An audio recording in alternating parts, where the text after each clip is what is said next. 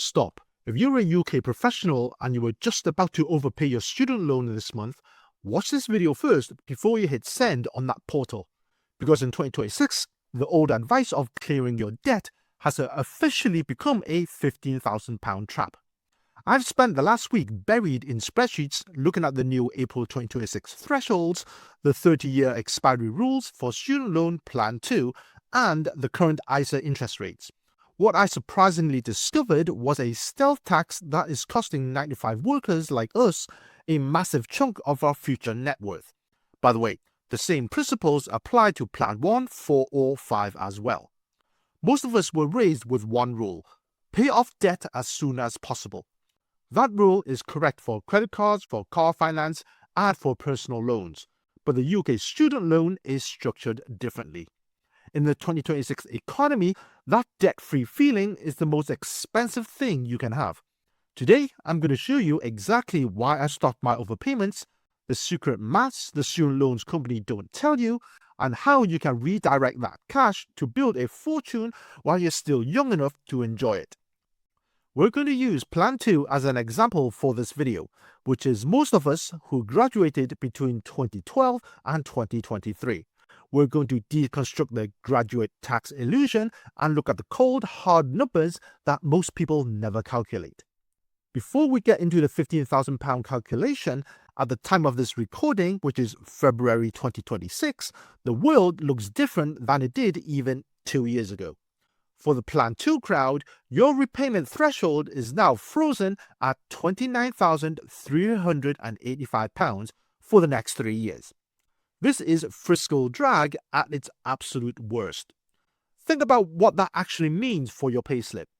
As your salary goes up with inflation, or you get that hard-earned promotion, the government isn't moving the goalposts with you. Instead, more and more of your money is being clawed back at 9% before it even hits your bank account. You're essentially being punished for succeeding. But none of that matters unless the math proves overpaying actually saves you money. So let's test this. In 2023, the average first-time buyer deposit was roughly £53,414. By now, in 2026, that figure has climbed even higher towards £60,000. Every pound you lose to an unnecessary student loan overpayment is a pound that isn't going towards your first house. When you're in a squeeze like this, every pound you choose to move matters.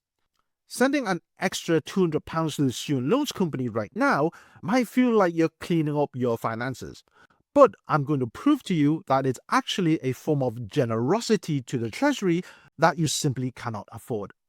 You are essentially paying off a debt that has no impact on your credit score, no bailiffs at the door, and most importantly, it has an expiry date. In 2026, the interest rates on a Plan 2 are sitting between 3.2% and 6.2%. That 6.2% figure looks scary, I know. It looks like a high-interest credit card. But here is the difference. A credit card doesn't vanish into thin air after 30 years. Your student loan does. By overpaying, you are trying to kill a monster that is already scheduled to die. You are spending today's expensive money to solve a problem that time will solve for free. Let's do the deep dive maths. Why do I call this a £15,000 mistake? To understand this, we need to look at the concept of opportunity cost. Now, this only applies if you're unlikely to fully clear the loan before year 30, and most middle earners fall into that group. Let's take a typical professional. Let's call her Sarah. Sarah is 32, she earns 55 grand a year and has a Plan 2 balance of £45,000. She's doing well in her career, but she hates seeing that interest accumulate. So she decides to overpay by £250 every single month.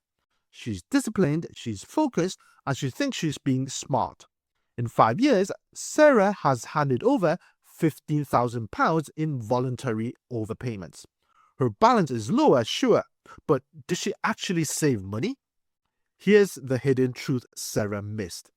Because her salary is £55,000, even with those overpayments, she was never actually going to clear the full balance plus interest before the 30-year write-off kicked in. Listen to this carefully.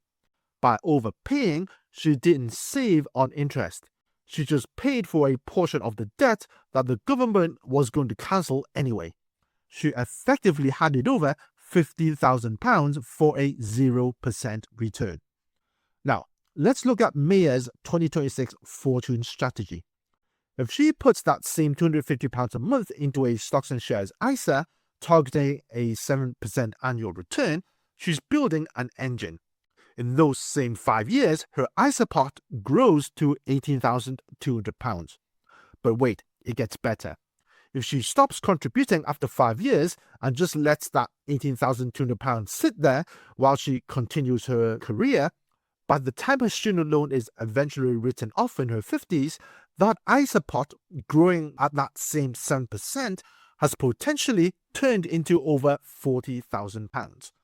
Of course, markets aren't guaranteed, but even at 4 to 5% long-term returns, the asset still materially outperforms voluntary overpayments for most non-clearers.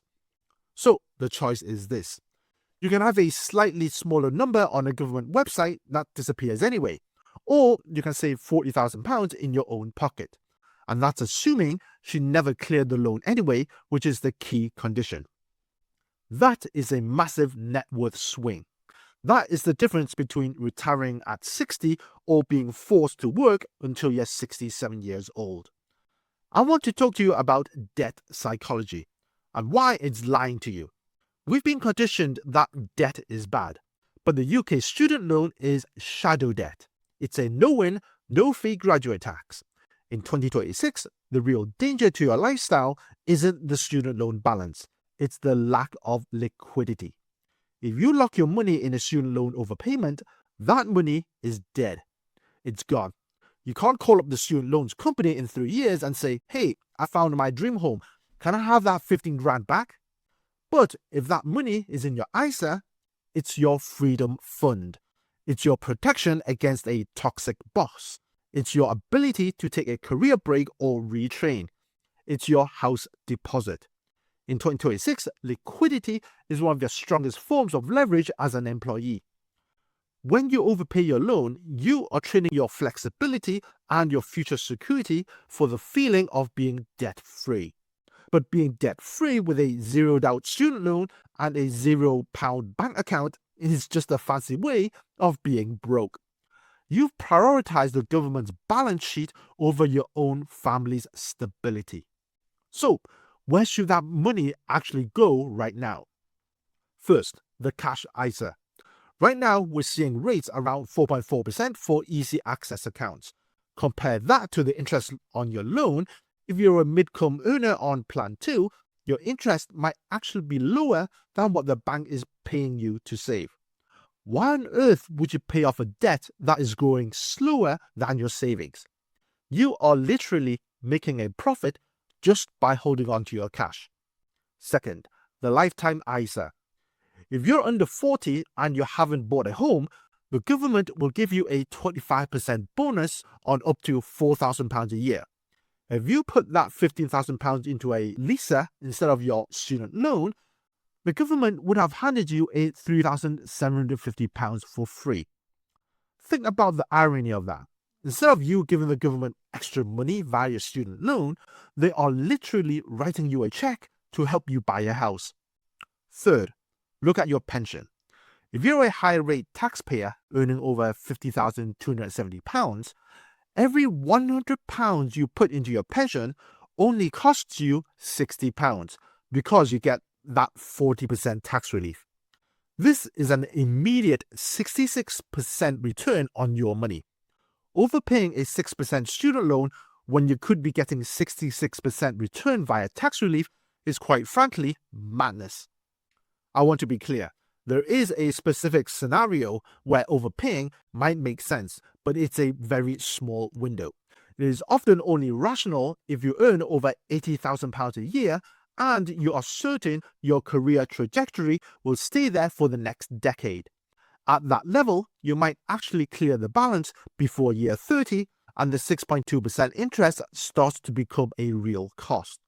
But for the rest of us, the 95 workers earning 35, 50 or 65,000 pounds, we are better off building assets. The biggest risk is not interest, it's misallocation. Sending 5 years of surplus income to the wrong place during your highest compounding years is a mistake you can never undo. Your highest compounding years are earlier than you think. Once those years pass, the compounding window shrinks. Time is more powerful than interest rates. So here is your 2026 action plan. 1. Log in. Go to your student finance portal tonight. Find your plan type and your exact write-off year. 2. Calculate. Use a repayment calculator to project your lifetime payments based on your realistic salary growth. 3. Audit. If the answer is I won't clear it, pause those voluntary overpayments today. 4. Redirect. Set up an automatic transfer to your ISA, LISA, or pension. Wealth is built by putting capital where it produces the highest return. If you want to know more on how you can save more of your salary increase during the recent UK tax freeze, check out this video here, where I show you how getting a £2,000 pay rise, for example, could get you taxed over 60% if you don't do anything about it. This is a very important video as it helps you legally keep more of your salary. I'll see you in that video.